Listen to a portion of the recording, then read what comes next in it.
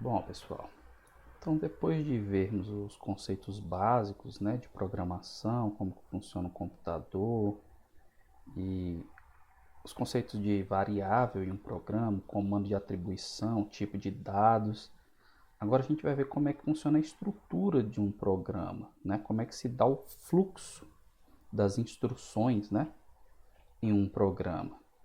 E aí nós vamos começar vendo a estrutura sequencial, tá? Mas antes de chegar na estrutura sequencial propriamente dita, vamos ver os tipos de estruturas que a gente pode ter, né? Então, a estrutura de controle é uma instrução de controle e sua coleção de comandos cuja execução ela controla. Então, eu posso ter três tipos de instrução de controle. Eu posso ter uma instrução sequencial, que é um comando em sequência do outro, daí o nome. Eu posso ter uma estrutura condicional, que dependendo de uma condição pode seguir um ramo do fluxo ou outro ramo do fluxo. E posso ter também uma estrutura iterativa, ou estrutura de repetição, que, que também dependendo de uma condição, ela pode se repetir, né? Ela controla o fluxo, fazendo com que determinadas instruções, determinados comandos sejam repetidos. Então nós vamos começar aqui pela mais simples, que é a estrutura sequencial, tá certo? Além de ser a mais simples, é a mais comum. E a sintaxe em Python simplesmente é a sequência de comandos, um seguido do outro, tá? Essa é a sintaxe e a semântica é: o comando C1, que é o que vem primeiro, deve ser executado imediatamente antes do comando C2. Então, quando você escreve uma sequência de comandos, eles são executados na ordem que você escreve nessa estrutura sequencial, que é a primeira que a gente está vendo aqui, tá certo? Então, como que funciona aqui a construção de um algoritmo, né? A gente já viu isso aqui, né? Mas sempre vale a pena lembrar que você tem que seguir essas etapas aqui. Primeira delas, entendimento do problema. Entender do que trata o problema para saber como obter a solução.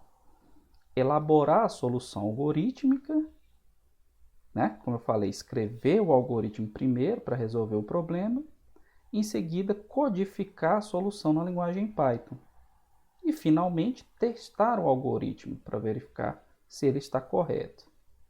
Então, como eu já também falei para vocês, geralmente a etapa 2 é a mais complexa, porque depende da habilidade e experiência do construtor. E aí você vai pegando o jeito à medida que você vai programando e pegando experiência, né?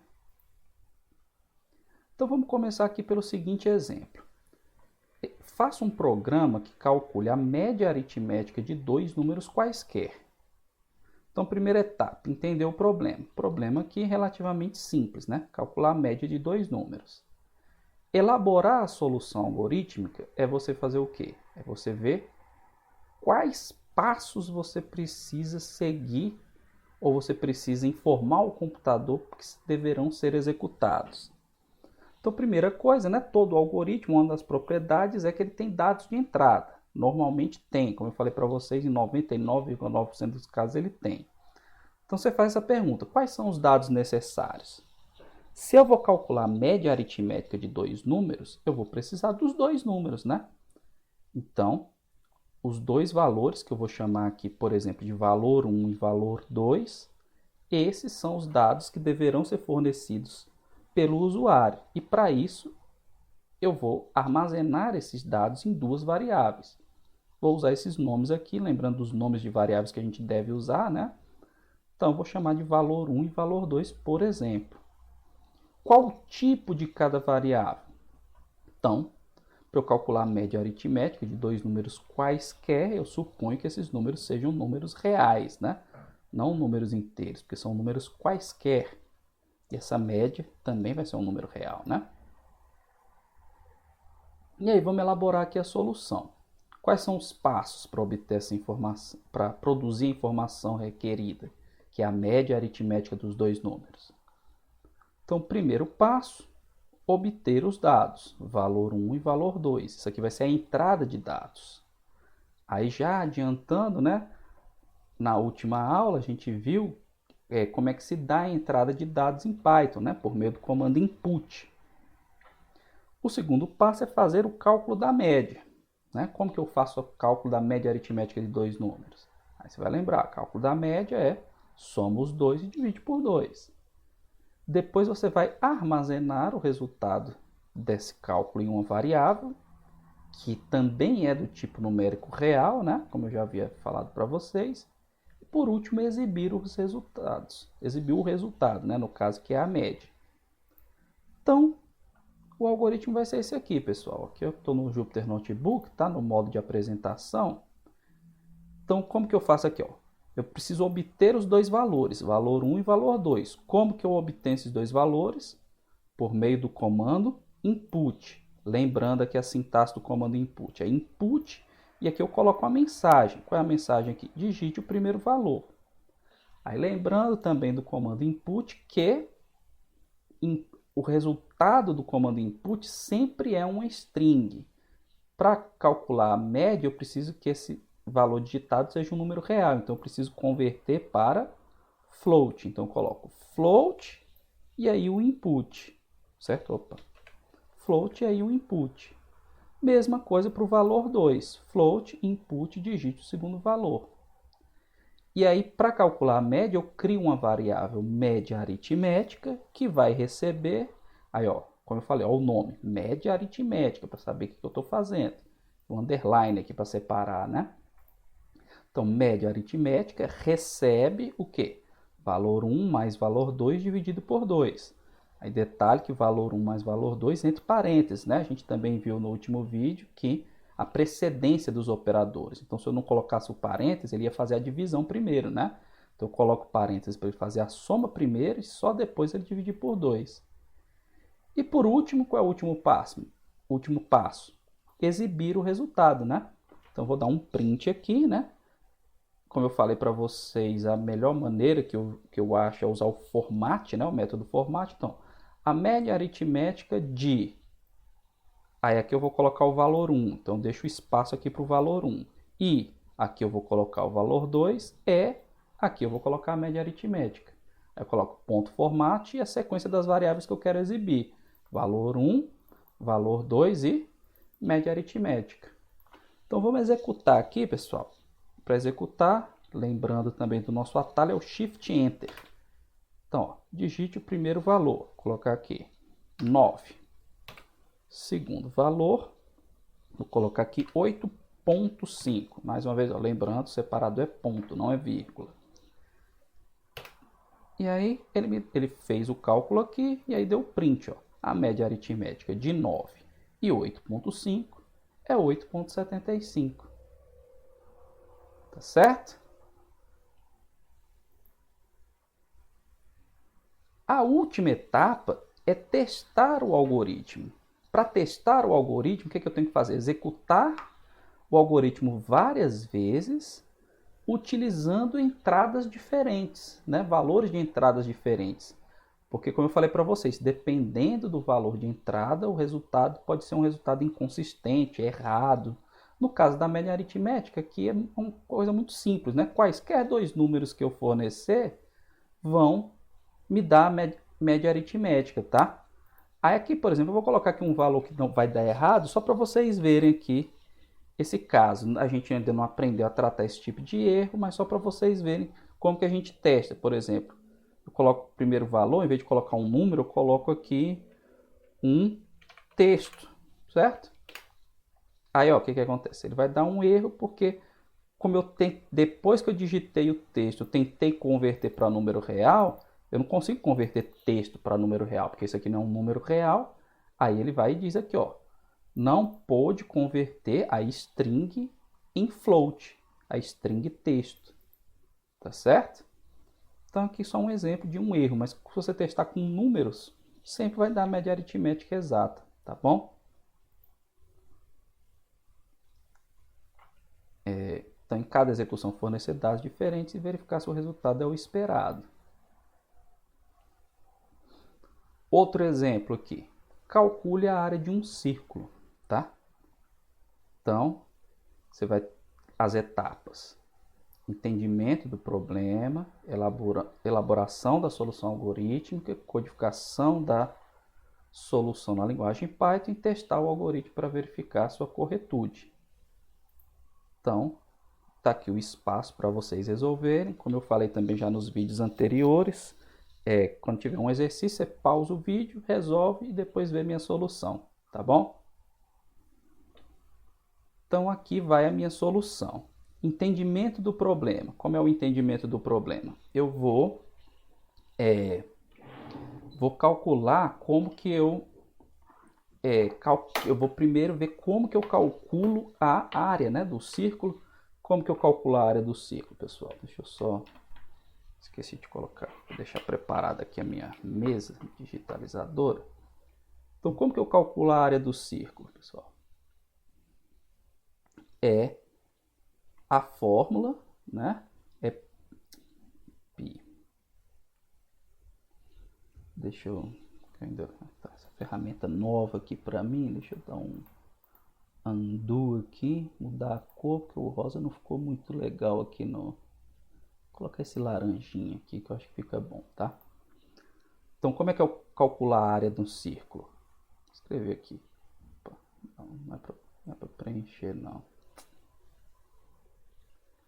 A área do círculo, ela vai ser π, vezes o raio ao quadrado, tá certo? Então, para calcular a área do círculo, qual vai ser meu dado de entrada? O meu dado de entrada vai ser quem? Vai ser o raio, né? Vou até colocar aqui, raio, né? Que esse vai ser o nome da minha variável. Não vou chamar de R não, tá, pessoal? Para ser coerente com aquilo que eu falei. E aí, esse raio vai ser de que tipo? Vai ser do tipo real, né? Vai ser do tipo real. Aí eu vou elaborar a solução algorítmica. Aí, depois de entrar o raio, o que eu vou fazer? Eu vou fazer esse cálculo, né? Da área igual a π vezes r ao quadrado. E aí, eu vou mostrar o resultado e depois testar, tá bom? Então, aqui, pessoal, como que eu vou resolver? Deixa eu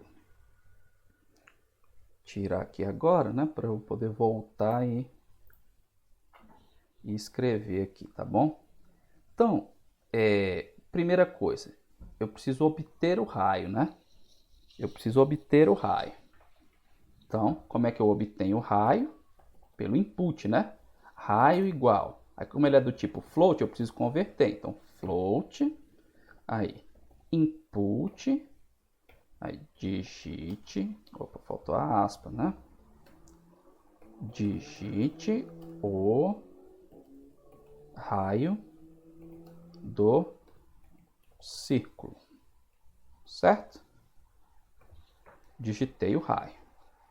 Aí eu vou calcular a área agora. Então eu vou criar uma variável área que vai ser igual a π, tá certo? Aí como que eu uso o π aqui? Eu vou usar primeiro de uma maneira, da maneira mais simples, que é eu colocar aqui, ó, 3.14, né? Vezes é o asterisco, tá? O raio elevado ao quadrado. Lembra como é elevado ao quadrado? Vezes. Tá certo? E aí eu vou dar minha mensagem. Print. A área do círculo de raio. Aí, aqui eu vou colocar o valor do raio. Aqui eu vou colocar o valor da área. Aí, ponto format. E agora as minhas variáveis, raio e área. Tá certo? Então vamos lá, ó. Digite o raio do círculo. Então, círculo de raio 3. A área do círculo de raio 3 é 28,26. Tudo bem? Aqui, pessoal, de novo, se eu digitar um string em vez de um número real, vai dar um erro. Se eu digitar um número negativo, vai dar um círculo com área negativa. Mas até o nível de conhecimento que a gente tem até o momento, não dá para a gente tratar isso aqui. Depois a gente vai ver como tratar isso. Tá certo? Agora vamos voltar aqui na questão do π, pessoal, porque eu falei no final do slide lá da última aula sobre a biblioteca de funções, né, matemáticas. E eu acabei não fazendo um exemplo com ela. Então, eu vou aproveitar aqui esse exercício aqui da área do círculo para fazer um exemplo em que eu uso aquela biblioteca. Como eu falei para vocês naquela aula, uma biblioteca é um arquivo que tem um conjunto de funções que você pode precisar em algum momento, tá certo? Então, como que eu uso as funções de uma biblioteca? No caso, eu tenho funções e tenho constantes. Então, na biblioteca math, que foi a que eu mostrei para vocês naquela aula, existe a constante π. Então, como que eu busco a constante π lá da biblioteca math? Eu faço o seguinte. Em Python existe essa palavra-chave chamada import, que ela importa tudo que está disponível em uma biblioteca, tá certo? Então eu quero importar tudo que está disponível na biblioteca math, tá? E aí, como que eu uso o π? O π está na biblioteca math, tá certo? Então eu digito o nome da biblioteca, ponto, aquilo que eu quero usar da biblioteca. Então é math.py. E aí, pessoal, vamos fazer aqui de novo. Vou digitar 3 de novo. Tá vendo? Então ele já me deu aqui, ó, com mais casas decimais. Porque se você for olhar aqui, eu vou mandar imprimir o valor do π só para vocês verem, tá? Aqui, ó, math.py. Tá vendo? Ele dá o π com uma precisão maior, com muito mais casas decimais do que o 23, do que o 3,14. Tá certo, turma? Então, executar de novo, executar com outro valor, raio 5, 78,53981 e por aí vai. Tá certo, turma? Aí no último exercício que eu pedi para vocês analisarem um programa lá na última aula também, tinha algumas coisas aqui dentro das chaves. Dentro das chaves, você pode colocar elementos de formatação, tá? Então, por exemplo, exibir a área com esse monte de casas decimais não é uma coisa legal. Então, vamos supor que eu quero exibir com 2 casas decimais. Como que eu faço isso? Você faz isso aqui, ó. Você coloca 2 pontos, tá? Aí, ponto 2F. O que significa isso?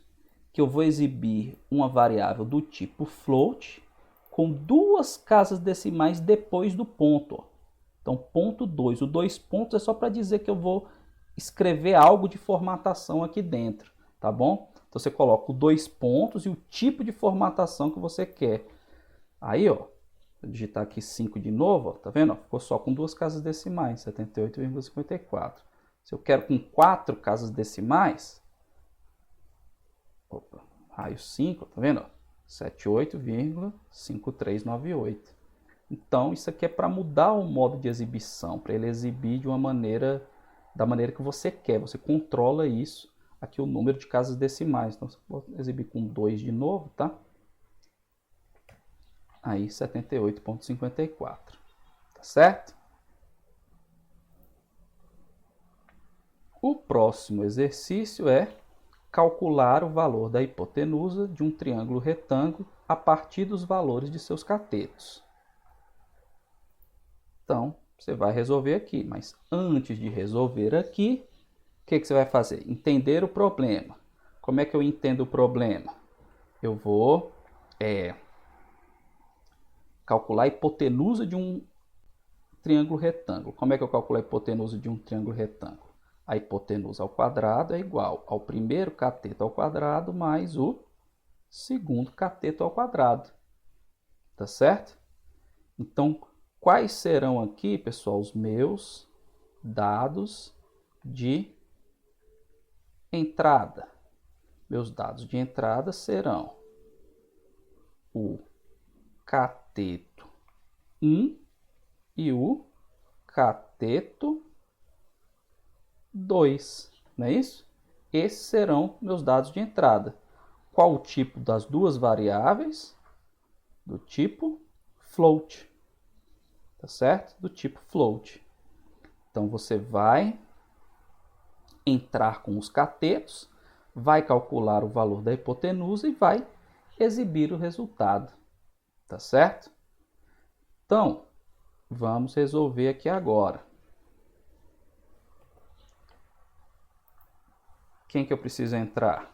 Cateto 1, né? Então, input. Aliás, cateto 1 vai ser o quê? Vai receber input, só que é do tipo float, né? Então, float, input, input, digite o valor do primeiro cateto. Aí vou fazer um Ctrl+C, Ctrl+V aqui, tá, pessoal? Não aconselho muito isso não, tá? Porque a gente acaba cometendo alguns errinhos, mas para ganhar um tempinho aqui. Cateto 2, digite o valor do segundo cateto. Agora eu vou fazer o cálculo. A hipotenusa ao quadrado é igual ao cateto, ao primeiro cateto ao quadrado mais o segundo, né? Então a hipotenusa, tá? Só fazendo aqui de novo, a hipotenusa ela vai ser a raiz quadrada, né, do cateto 1 ao quadrado mais o cateto 2 ao quadrado, tá certo? Aí, turma, eu vou precisar da função matemática que calcula a raiz quadrada. Como que eu faço isso? Eu vou importar, né, essa função. Então, lá naquele slide eu coloquei para vocês. Eu vou importar primeiro, vou importar a biblioteca meta, tá? Aí quem vai ser minha hipotenusa? A minha hipotenusa vai ser a raiz quadrada. Aí como que eu calculo a raiz quadrada? Eu pego da biblioteca meta a função sqrt, tá? E aí aqui dentro dos parênteses eu vou digitar a raiz quadrada do que eu quero calcular. Eu quero calcular a raiz quadrada do cateto 1. É só, eu falei para vocês, ó, quando você aperta Tab, ele mostra aqui para vocês, ó, digitei cat, tá vendo? Ó? Aí cateto 1, eu vou colocar aqui, cateto 1 ao quadrado mais o cateto 2 ao quadrado, tá certo? E aí eu vou imprimir.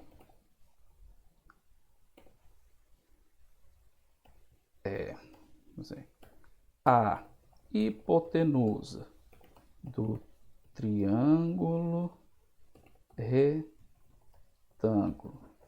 de lados cateto 1 e cateto 2 é hipotenusa. Então, eu vou colocar aqui, ó, ponto format, tá? Aí, ó, cateto 1, cateto 2, hipotenusa, tá certo? E aí, vamos executar. Então, vocês lembram, né? Tem um triângulo retângulo clássico, né? Que é 3, 4, 5, né? 2 catetos 3 e 4, a hipotenusa é 5. Então, vamos lá. Ó. Primeiro cateto 3, segundo cateto 4. E aí a hipotenusa é, ó, 5, tá certo? Então, esse programa aqui calcula, né, os valores da hipotenusa com base nos valores dos catetos informados. Tá bom, pessoal?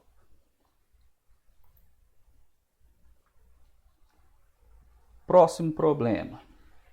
Calcular o preço, o novo preço de um produto, sabendo que o preço atual sofreu um desconto de 10%. Tá? Então, mais uma vez, eu esqueci de falar no exemplo anterior. Pausa, né? Tenta resolver, depois vê minha solução, tá? Então, turma, nesse caso aqui, o que eu vou fazer? Eu preciso calcular o novo preço, tá? Eu preciso calcular um novo preço, certo? Sabendo que o preço atual sofreu um desconto de 10%. Então, esse novo preço vai ser o preço atual menos 10% do preço atual, que é 0,10 vezes o preço atual.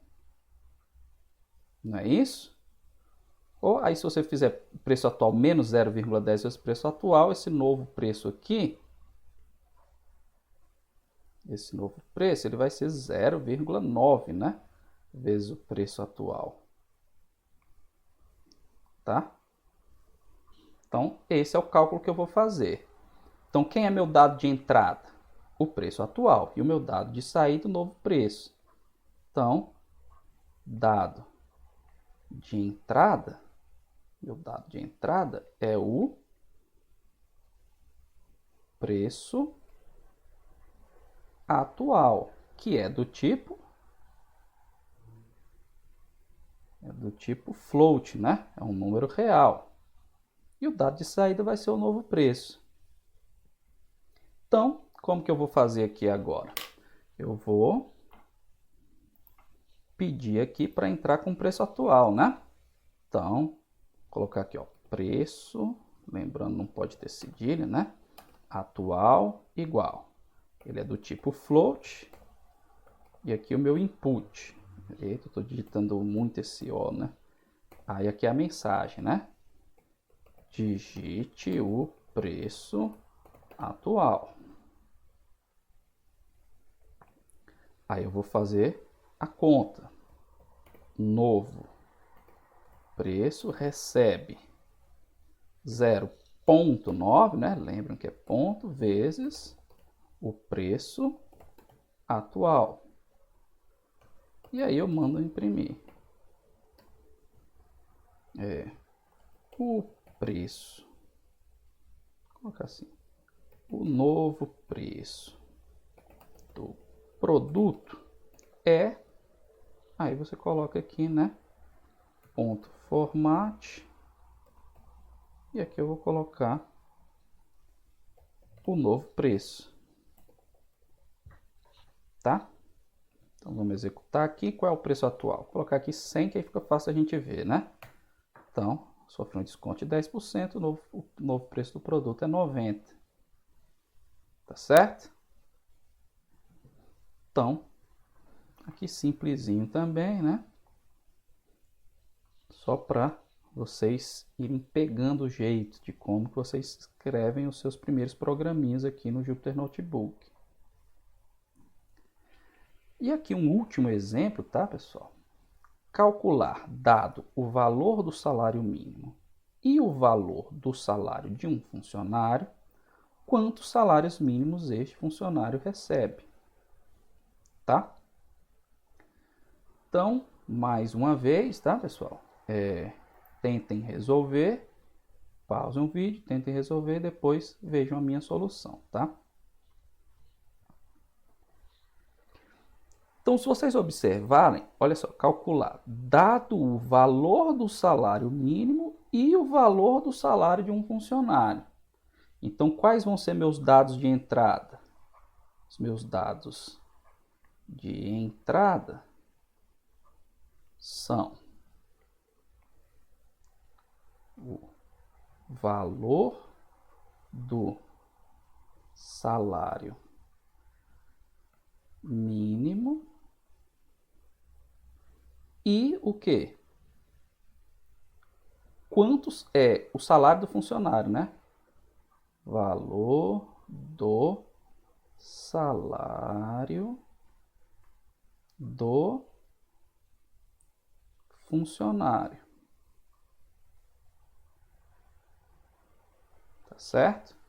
Qual o tipo do valor do salário mínimo? Float, né? Float. Ficou minha carinha aí, mas deu para ver que é float, né? E o valor do salário do funcionário? Também, né, pessoal? Também é float.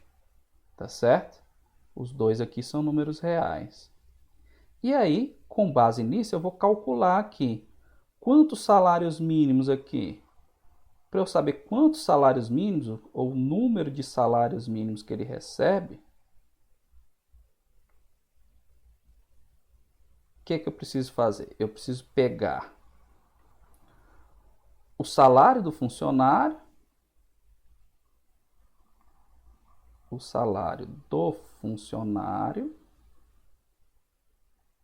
e dividir pelo salário mínimo, né? Pelo valor do salário mínimo. Aí eu sei quantos salários mínimos ele vai receber. E essa variável vai ser de que tipo? Como pode ser um número que não é inteiro, né? De salários mínimos, então vai ser do tipo float também.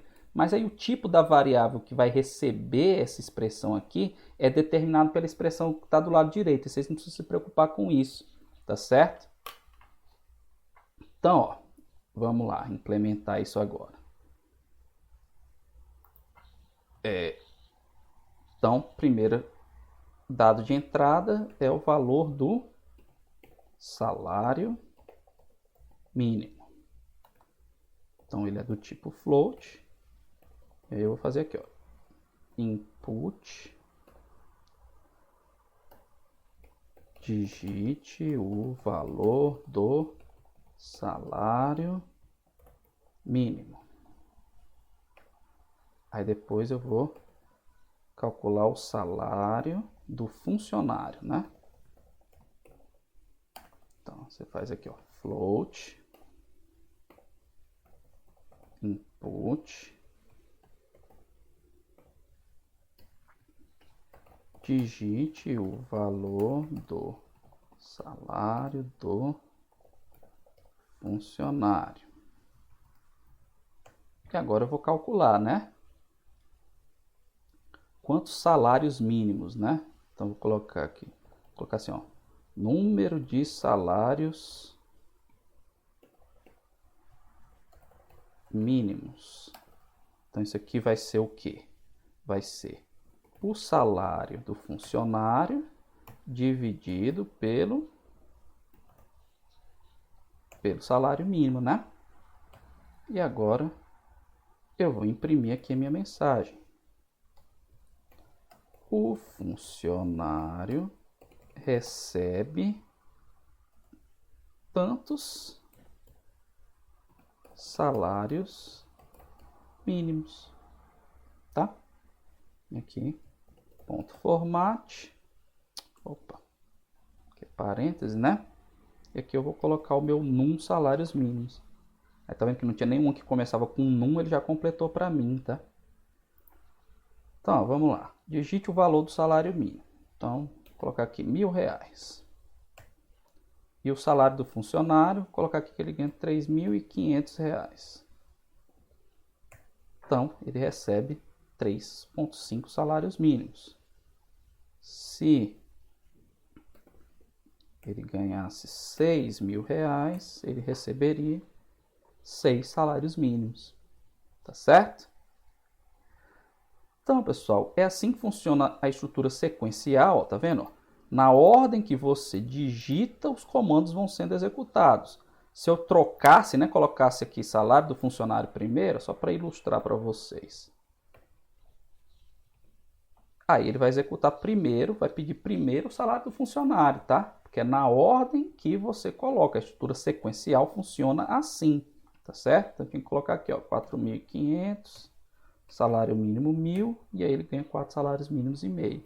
Então é assim que funciona a estrutura sequencial.